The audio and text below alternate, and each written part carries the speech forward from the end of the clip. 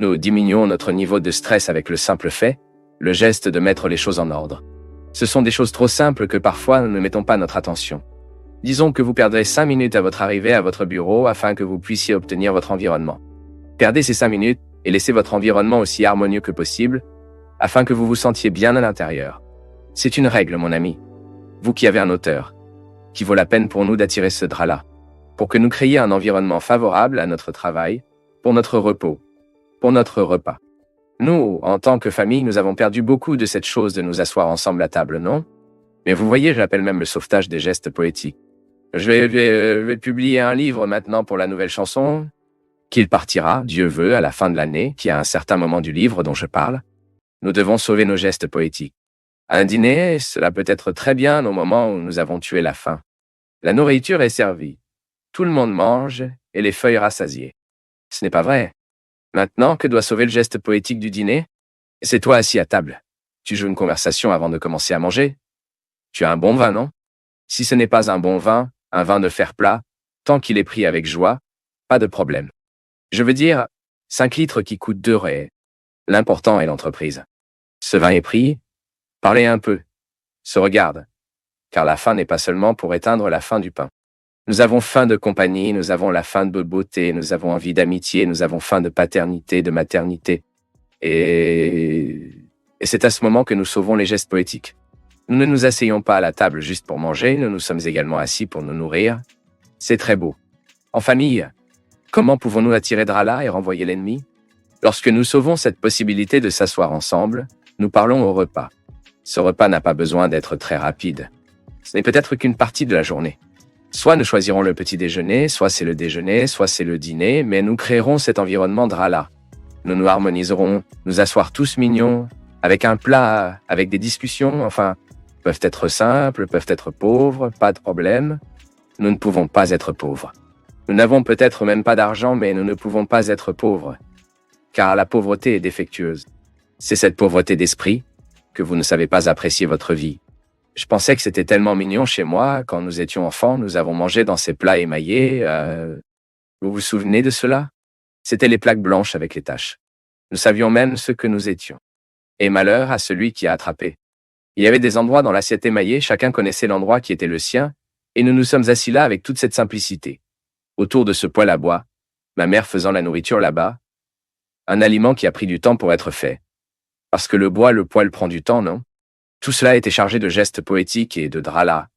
Car en fait, l'harmonie de ce moment avait des répercussions sur ma vie, dans la vie de mes frères, dans la vie de mes parents.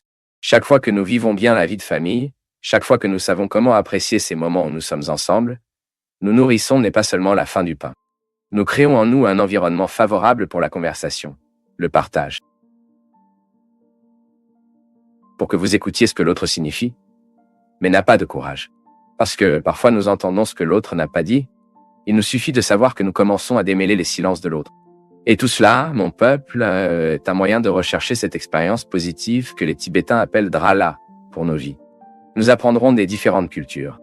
Et parfois notre dîner, notre déjeuner, notre petit déjeuner, c'est juste l'accomplissement d'une obligation. Nous ne l'avons pas fait avec plaisir et nous n'avons pas découvert un peu plus que lui. Merci pour votre entreprise.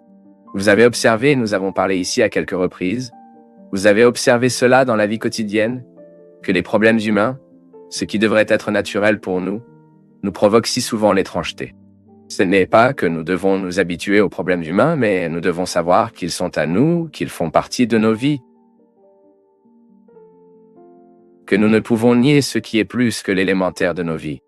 Le livre qui m'a volé, il parle précisément de la possibilité que nous mettons en captivité à cause de notre amour, du peuple. Il est très naturel de nos jours pour voler et être volé.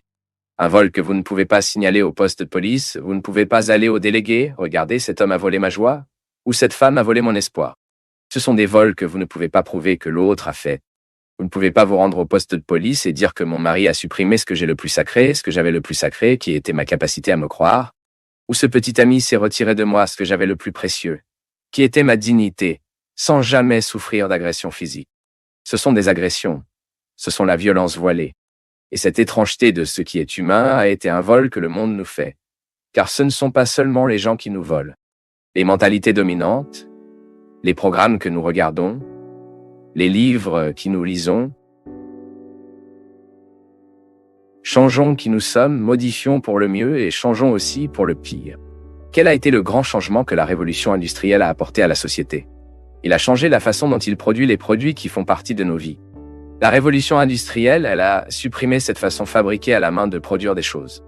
De la révolution, nous avons eu la production en série. Vous aviez donc une machine qui a remplacé la personne humaine et cette machine a fait 1000 livres en même temps. Un exemple, 1 millier de livres toutes les 10 minutes. Cette production en série, elle a finalement résolu dans notre mode de vie. Elle a également changé notre façon d'interpréter nos relations. Pourquoi? Cela peut sembler idiot, non? La vie artisanale, elle finit par avoir une influence sur notre façon de penser. Si vous prenez par exemple une personne qui vit à la campagne, doit le faire dans la vie quotidienne à tout un contexte artisanal. C'est elle-même qui plante les légumes, elle-même, elle récolte, qui se prépare. La famille est tous impliquée dans un contexte fabriqué à la main. Bien sûr, elle a une façon de penser spécifique, une propre façon de penser la vie qui passe par la vie artisanale qu'elle vit, le travail. Et nous, souvent mon peuple, nous sommes tellement plongés à la hâte, les urgences, que nous avons fini par produire notre amour en série également. Nous avons perdu la capacité de gérer nos relations faites à la main. Nous avons aujourd'hui une nécessité comme par le passé aimer et être aimé. Mais le contexte social dans lequel nous sommes souvent insérés dans la privation de faire construire les liens. C'est pourquoi nous devenons étranges envers nous-mêmes, car nous sommes refusés dans des questions élémentaires et fondamentales qui ne pourraient jamais être refusées. L'un d'eux est, par exemple, le temps pour vous de refléter qui vous êtes, les choix que vous faites, le monde que vous vivez. Souvent, les gens travaillent tellement, entrent dans un travail aussi effrayant, et ce n'est pas seulement le travail, les activités, non. Elle part, elle bouge, et à ce sujet, elle voit un email, elle est sur Twitter, elle est sur Facebook, elle est urgente à communiquer. Ce qui pourrait être très bien résolu demain, elle a l'urgence à résoudre aujourd'hui. Elle perd du temps à ce qui est fabriqué à la main. Elle est incapable de faire face à elle-même. Et puis, dans la première difficulté qu'elle a, elle dira qu'elle est dans la dépression parce qu'elle ne sait plus comment être triste. Cela a été une caractéristique d'aujourd'hui. Nous pensons que la tristesse ne peut pas faire partie de la vie, que nous devons être heureux tout le temps, que nous devons être prétendument tout le temps. Ceci est un mensonge. Ceci est une erreur d'aujourd'hui. Oui, ai-je le droit d'être triste? Oui, j'ai le droit d'être déçu. Et j'ai le droit de nourrir cette tristesse, cette déception. Pour que ce soit un moment sain, aujourd'hui, une personne, au lieu d'enquêter pourquoi ne pas dormir. Ce n'est pas vrai? Ce sont des solutions faciles de nos jours. Nous ne sommes plus disposés à faire face à ce qui est humain. Puis une mère a perdu son fils. Elle vit le pire moment de la vie. Elle subit une usure émotionnelle et physique de devoir enterrer un enfant. Si nous ne savons pas comment gérer cette mère, nous sommes susceptibles d'en retirer le droit de vivre ce deuil et de résoudre ce chagrin. Il est probable que notre solution la plus pratique soit « Nous ne voulons pas voir cette femme souffrir. Alors, engourdissons-la avec des médicaments. » Les gars, il est impressionnant de voir comment aujourd'hui nous sommes incontestables d'entendre le cri de l'autre. Ou dites une vérité les uns aux autres, car nous fermons facilement notre cri, même s'il n'a pas rempli son rôle. Comme nous ne voulons pas la tristesse de l'autre, nous voulons l'avertir bientôt. Nous le voulons dès qu'il quitte ce moment. Les gars, nous devenons étranges envers nous-mêmes. Nous ne tenons pas de traficonnagement avec ce qui est humain. Tristesse, mort, souffrance, cette recherche éternelle de jeunes qui ne finiront jamais. Que nous en souffrions. De la jeunesse chronique. Il est impressionnant de voir comment parfois vous trouvez une personne de 70 ans qui veut vivre comme s'il avait 30, voulant avoir l'apparence d'une personne de 30 ans. Je ne dis pas, vous savez, je ne suis pas un hypocrite, que nous devons vieillir, eh bien nous avons, non? Nous devons faire une activité physique pour nous vieillir avec beaucoup de masse musculaire, que cela fera une différence dans leur douleur à l'avenir. Nous perdons beaucoup de masse musculaire en vieillissant, mais le corps est reconnaissant. Si vous vous entraînez, si vous faites un effort, si vous faites une activité, ces muscles resteront. Pendant que vous vivez, vous pourrez maintenir une bonne masse musculaire pour vous vieillir avec la qualité. Le problème est lorsque nous ne gérons pas les limites en âge de naturel. D'accord, à 50 ans, je ne pourrai pas faire les mêmes choses que j'ai fait à 30 ans. Et je dois faire face à ce processus de perte comme quelque chose de naturel. Je ne peux pas insister pour ne pas vouloir que les effets du temps se produisent. Les effets du temps sont là.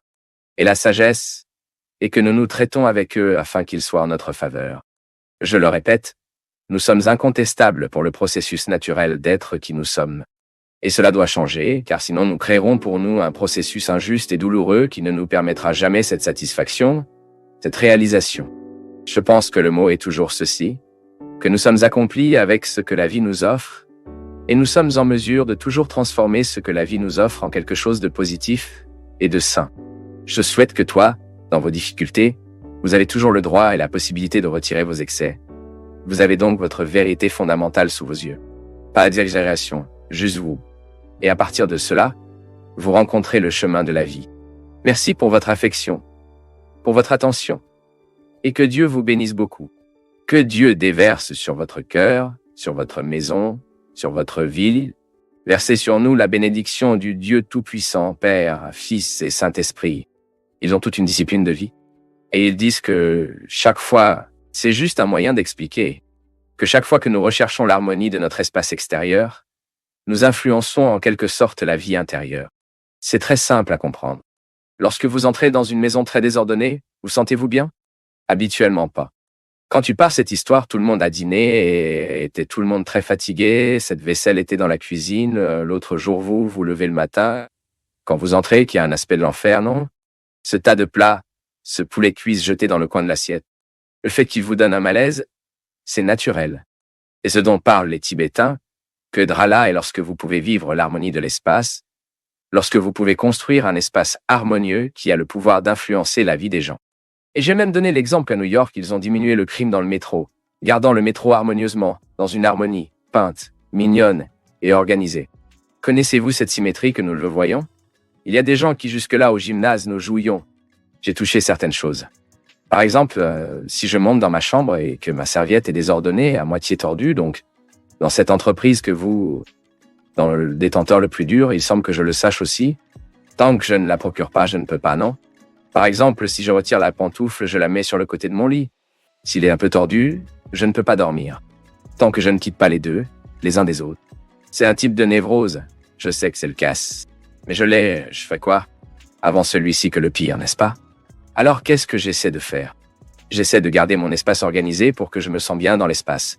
Je suis sûr en ce moment beaucoup de gens qui regardent le programme. Le professeur de filles là-bas du gymnase donnait un exemple. Connaissez-vous ces jeux américains que vous utilisez pour manger? Elle parle, si je viens et non les 4 face à face, bien rangés, soignés en millimètres, je ne peux pas manger. J'ai mal à la tête maintenant. Il y a des gens qui sont comme ça. L'harmonie de l'espace externe nous influence profondément quand vous arrivez à cet endroit. Les gars, j'admire particulièrement les femmes religieuses, car les hommes ne sont pas très harmonieux. J'ai vécu dans le couvent toute ma vie, mon séminaire et ma maison qui a beaucoup d'hommes. Il est dangereux que nous n'ayons pas ces sensibilités.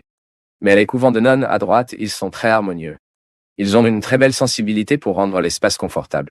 C'est une chose très prudente pour les femmes, très appropriée à porter, à rechercher cette harmonie. Car il semble que la sensibilité féminine l'indique déjà. Qu'une maison bien organisée fera les gens qui y vivent. Et en particulier, je pense que cela se produit vraiment dans notre vie. Lorsque nous nous attendons, nous sommes élargis pour créer un espace organisé, même votre lieu de travail. Vous pouvez voir si vous arrivez sur votre lieu de travail et que votre table en a beaucoup, alors que vous ne mettez pas ces choses en ordre, vous ne commencez pas à travailler avec la qualité, non? C'est mon peuple, c'est Drala, c'est que vous attirez l'énergie positive, disons, en utilisant un terme plus holistique, et vous éloignez de tout ce qui peut vous être dispersé. C'est pourquoi les Tibétains utilisent cette expression. Et cela signifie que, en plus de l'ennemi, c'est-à-dire que vous avez créé un espace qui était au-delà de tout ce qui pourrait être un ennemi pour vous à ce moment-là. Alors disons que vous entrerez dans votre chambre pour dormir. Les experts du sommeil nous le disent. Plus est l'œil pour l'environnement, plus la facilité que nous devrons dormir. Plus les couleurs que nous mettons dans la pièce pour nous endormir, même les couleurs que nous mettons dans la pièce, tout cela doit vous faire créer un espace pour vous distraire. Par exemple, lorsque j'y ai vécu dans le couvent, ce que j'ai maintenant changé et j'ai mon bureau séparément, mais quand je vivais dans les conistes, mon sommeil était très mauvais. La qualité de mon sommeil était très mauvaise, car mon ordinateur était sur le côté de mon lit. Je n'ai donc pas eu de séparation de mon espace de repos pour mon espace de travail. C'est donc naturellement que je crée une disharmonie idiote en moi à cause de choses idiotes que parfois nous n'observons pas. Tant de fois nous sommes fatigués, stressés, nous disons que nous travaillons trop. Il se peut que nous travaillions même trop, mais il se peut que notre espace de travail soit trop désorganisé. Je suis trop désorganisé pour comprendre. Non. Parfois, nous sommes tellement désorganisés que nous ne comprenons pas la raison du trouble. Et il est intéressant que, souvent,